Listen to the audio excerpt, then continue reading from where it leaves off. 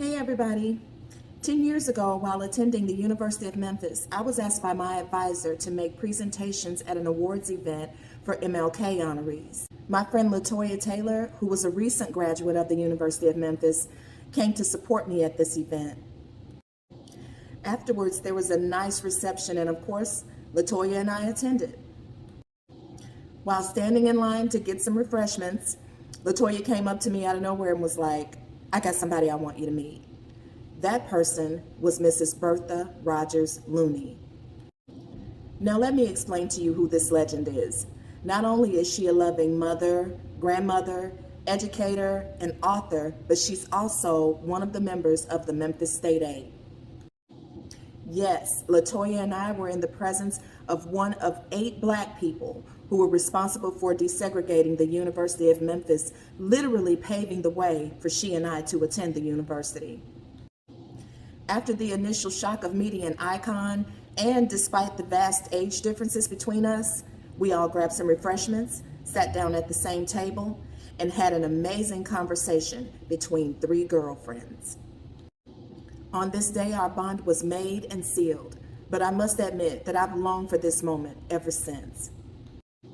So I called up my girls and asked if we could recreate this moment, this conversation between, the purest conversation between 3 girlfriends.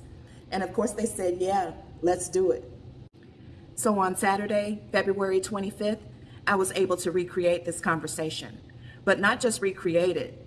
With my girls' permission, I was able to record this conversation for the very first episode of my new podcast. The name of my podcast is the Who I Want to Be, When I Want to Be podcast, and it's currently available where you get most of your podcasts. However, I will be posting information on the outlets where it's currently available. As you can imagine, the conversation between 3 girlfriends actually ended up being about 2.5+ hours this time. So I had to take the podcast and break it down into segments. And again, that first segment is now available where you get your podcast. But in the meantime, I will be providing you with a few clips just to give you an idea of how that conversation went.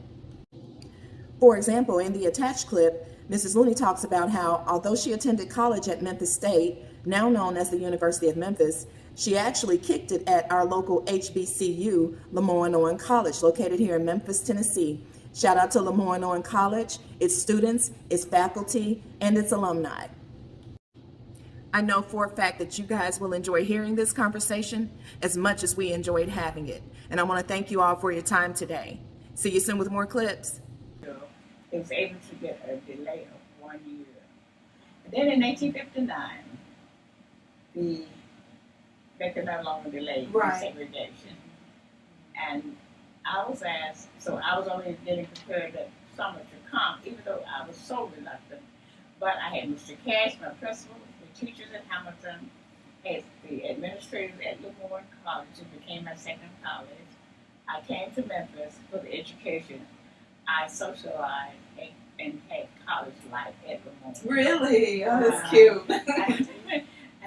And I guess we probably need to add that Lemoyne Owen College is a historically Black college. It's not. It's an HBCU. That's so true. Okay, located here in Memphis, In Tennessee. Memphis, Tennessee.